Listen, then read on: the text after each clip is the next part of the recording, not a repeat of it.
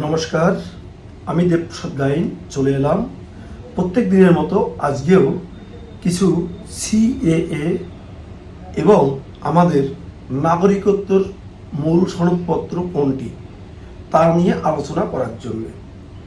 ইতিমধ্যে আজকে আবার নতুন করে কেন্দ্র সরকার একটি বিজ্ঞপ্তি জারি করেছে, যেটা পাসপোর্ট সংক্রান্ত। আপনারা দেখতে পাচ্ছেন। তো এই বিষয়টা নিয়ে আমি আজকে একটু আলোকপাত করি। ভারতের নাগরিকত্ব প্রমাণ কেন পাসপোর্ট নয় জানুন। নাগরিকত্ব প্রমাণের 5টি বৈধ নথি বলছে যে ভারতের নাগরিকত্ব পাসপোর্ট নয়। তাহলে নাগরিকত্ব প্রমাণ কি, তার 5টি নথি সম্পর্কে আমরা আজকে আলোচনা করব। ইন্ডিয়ান সিটিজেনশিপ শুধু পাসপোর্ট থাকলেই ভারতের নাগরিকত্ব প্রমাণ হবে না। ভারতের নাগরিকত্ব প্রমাণের জন্য কোন নথি বৈধ, কেন পাসপোর্ট একা যথেষ্ট, এই আইনে বলা হয়েছে যে পাসপোর্ট কেন বৈধ নাগরিকত্ব নথি নয়, সে সম্পর্কে আমরা আলোচনা করব। পাসপোর্ট হাতে থাকলেই আপনি ভারতের নাগরিক হয়ে যাবেন না। ভারতীয়দের কাছে পাসপোর্ট হলো নাগরিকত্বের প্রতিফলন। এটি একটি প্রশাসনিক নথি,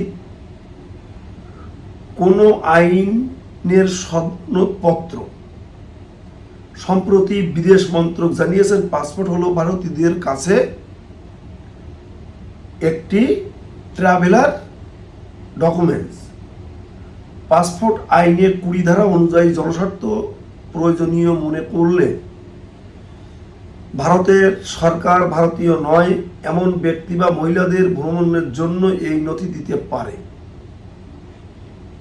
এই একটি নথি তথ্যই প্রমাণ করে পাসপোর্ট হাতে থাকলেই আপনি ভারতীয়দের নাগরিকত্ব হবেন না।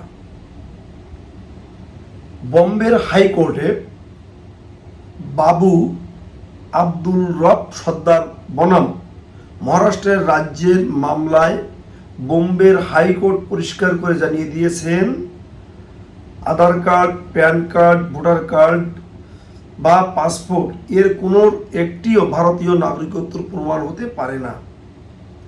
আদালত স্পষ্ট বলেছেন, 1955 সালের নাগরিকত্ব আইনে যা বলা আছে সেইগুলিই একমাত্র নাগরিকত্বের পরিচয়। তাহলে ভারতীয় নাগরিকত্বের প্রমাণের কোন নথি থাকা আবশ্যক? ভারতের নাগরিকত্বের প্রমাণের 5টি বৈধ পথ যা 1955 সালের নাগরিকত্ব আইনে বলা হয়েছে তা হলো জন্মের সনদপত্র, জন্মস্থান ও পিতামাতার পরিচয়, স্কুলের রেকর্ডের ধারাবাহিকতা, ভোটার তালিকায় দীর্ঘমেয়াদী বাসস্থান, জমির রেকর্ড ও বংশ পরিচয়, সরকার প্রদত্ত নাগরিকত্ব সংশয়পত্র, সরকার কর্তৃক নাগরিকত্বের সংশয়পত্র, যেটা এখন আমরা বলি সিএএ, সিটিজেনশিপ অ্যামেন্ডমেন্ট অ্যাক্ট। তার মাধ্যমে যে কাগজটি আমরা পাচ্ছি উদ্বাস্তুরা, সেটা হচ্ছে সরকার প্রদত্ত নাগরিকত্বের সংশয়পত্র। এক্ষেত্রে পাসপোর্ট, আধার কার্ড, ভোটার আইডি এগুলো সবই একটি সহায়িকা নথি মাত্র। নাগরিকত্বের প্রমাণ বহন করে এমন নথি নয়। কোনটি গুরুত্বপূর্ণ নথি? নাগরিকত্বের বিরোধে আদালত যে নথিগুলোকে সর্বশেষ গুরুত্ব দেয় সেগুলি হলো জন্ম সংশয়পত্র, স্কুলের ধারাবাহিক রেকর্ড, দীর্ঘদিনের ভোটার তালিকার নাম, জমির রেকর্ড, বংশ পরিচয়, সরকার প্রদত্ত নাগরিকত্বের নথি। নাগরিকত্বের সংশয়পত্র ভারতে দেশের প্রতিটি মানুষের কাছে আলাদা আলাদা করে কেন্দ্রীয় সরকারের নাগরিকত্বের প্রশংসাপত্র দেয় না। শুধুমাত্র যারা রেজিস্ট্রেশন করে যারা নাগরিকত্ব অর্জন করেন তারাই শংসাপত্র দেওয়া হয়। ভারতের অধিকাংশ নাগরিকই জন্মসূত্রে নাগরিক, আর সেই ক্ষেত্রে নাগরিকত্বের শংসাপত্র অধিকাংশ দেশবাসীর কাছেই নেই। ভারতের নাগরিকত্ব সর্বজনীন হলেও তা প্রমাণ করার নথি সর্বজনীন নয়। বুঝতে পেরেছেন? অর্থাৎ এই যে নাগরিকত্ব যে কার্ড আমরা নিচ্ছি, এটা কিন্তু ভারতীয়দের জন্যও প্রযোজ্য। যদি তারা চায় তারাও কিন্তু নাগরিকত্বর কার্ড বের করে রাখতে পারেন। পাসপোর্ট শক্তিশালী নথি হলেও যথেষ্ট নয়। এত কিছুর পরে পাসপোর্ট ভারতের সবচেয়ে কঠোরভাবে যাচাইকৃত নথিগুলোর মধ্যে একটি। অর্থাৎ ভারতের এই পাসপোর্টটি পেতে গেলে সেটা যেভাবে যাচাই বাছাই করা হয় সেটা একটা কঠিন প্রক্রিয়ার মধ্যে। তারপরেও এটা কিন্তু নাগরিকত্বের প্রমাণ বহন করে না। আন্তর্জাতিক স্তরে এটি সবচেয়ে বেশি স্বীকৃতি এবং বিশ্বাসযোগ্য। বাস্তবিক অর্থে একজন ভারতীয়ের কাছে থাকা নাগরিকত্ব সব থেকে শক্তিশালী সহায়ক প্রমাণপত্র, এটি একমাত্র। কিন্তু আইনের চোখে এটি একটি শক্তিশালী প্রমাণ, অখণ্ডনীয় প্রমাণ নয়। ভারতীয়দের খণ্ডিত নাগরিকত্ব নিবন্ধন কাঠামোয় নাগরিকত্ব প্রমাণ করতে একাধিক নথির সমন্বয়ে একমাত্র নির্ভরযোগ্য পথ। অর্থাৎ শুধু পাসপোর্ট নয়, যারা ভারতীয় তাদের ধারাবাহিকভাবে অনেকগুলো কাগজপত্র চায়। তাদের বংশ পরিচয়, তাদের ধারাবাহিক ভোটার তালিকা, তাদের এখানকার Aadhaar card, ration card, PAN card, জমির দলিল কত সাল পর্যন্ত আছে, এগুলো দেখেই তারা ভারতীয়দের নির্ধারণ করে। তারপরেও কিন্তু তারা বাই রেজিস্ট্রেশনের মাধ্যমে নাগরিকত্বটা নিতে পারে। পাসপোর্টের প্রয়োজনীয়তা কি?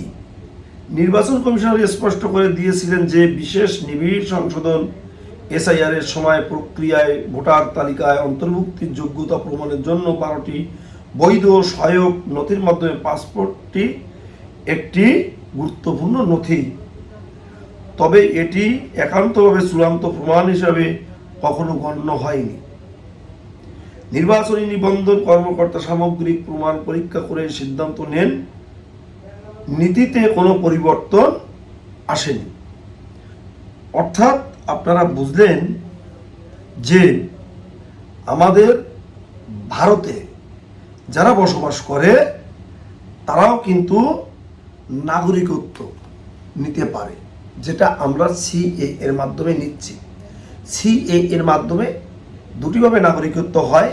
যেমন আমরা যারা বিদেশ থেকে এসেছি তারা বাই ন্যাশনালাইজেশনের মাধ্যমে নিয়ে থাকি, আর যদি স্পাউস ইন্ডিয়ান হয়ে থাকে, কারো একজন স্বামী বা স্ত্রী ইন্ডিয়ান হয়ে থাকে, তাদের রেজিস্ট্রেশন হয়। আর যারা অরিজিন ভারতীয়, মা বাবা 14 পুরুষ ধরে তারা ভারতীয়, তারা কিন্তু বাই রেজিস্ট্রেশনের মাধ্যমে নাগরিকত্ব নিতে পারে। কিন্তু নাগরিকত্বটা নেওয়ার গুরুত্ব অত্যন্ত অপরিসীম। কারণ আপনার হঠাৎ করে যে কোনো কাগজের জন্য আপনাকে বলতে পারে আপনি বাংলাদেশ থেকে এসেছিলেন। এবার আপনার কাছে যে সমস্ত ডকুমেন্ট চাই আপনি সেই ডকুমেন্টসগুলো দেখাতে পারলেন না। কিন্তু যদি আপনি ভারতীয়, কিন্তু তারপরেও যদি আপনি সিএ এর মাধ্যমে অর্থাৎ বাই রেজিস্ট্রেশনের মাধ্যমে নাগরিকত্বটা নিয়ে রাখেন, তাহলে সেটাও কিন্তু আপনার একটি গুরুত্বপূর্ণ নথি হিসেবে আপনার কাছে থাকতে পারে। তাই আমরা যারা আফগানিস্তান, পাকিস্তান এবং বাংলাদেশ থেকে এসেছি, আমাদের জন্য এই যে নথি অর্থাৎ Aadhaar card, voter card, ration card, PAN card, ব্যাংকের বই, জমির দলিল ইত্যাদি ইত্যাদি, এগুলো কিন্তু আমাদের কাছে শক্তপোক্ত ডকুমেন্টস নয়। যদি আমাদের বলে তোমাদের বাবা মায়ের 47-এর দলিল দেখাও বা তার আগের কিছু কাগজপত্র দেখাও, আমরা দেখাতে পারবো না। যে কারণে এই যে কাগজগুলো আমাদের কাছে আছে, Aadhaar card, voter card, ration card, PAN card, ব্যাংকের বই, জমির দলিল, চাকরি বাকরির কাগজপত্র, এসসি কার্ড, এগুলো আমাদের কাছে জঞ্জালের মতো মাথার উপরে চেপে আছে। এগুলোকে আমাদের বৈধতা এবং এগুলোকে শক্তিশালী করতে হলে সিএ এর মাধ্যমে নাগরিকত্ব নিয়েই আমাদের কিন্তু এই কাগজগুলোর শক্তিশালী করে তুলতে হবে। তাই যারা নাগরিকত্ব নেওয়ার জন্য বাংলাদেশ, আফগানিস্তান এবং পূর্ব পাকিস্তান অর্থাৎ বাংলাদেশ থেকে এসেছেন, তারা আমাদের সাথে যোগাযোগ করবেন। আমরা আপনাদের সিএএতে আবেদন করার সার্বিক সহযোগিতা করব। আমার ফোন নাম্বার 9804682324। আপনি সিএতে আবেদন করতে গেলে আপনার কি লাগে? আপনি 2014 সালের 31শে ডিসেম্বরের ভিতরে এসেছেন, তার একটি বৈধ নথি, যেটা Aadhaar card, voter card, ration card, PAN card, ব্যাংকের বই, জমির দলিল ইত্যাদি ইত্যাদি। আর একটি ধর্মীয় সার্টিফিকেট কোনো মন্দির থেকে নেবেন। 3টে কোর্ট নটারি। যদি আপনার কোনো কাগজপত্রে ভুল থেকে থাকে, একটি ফার্স্ট ক্লাস করে নেবেন।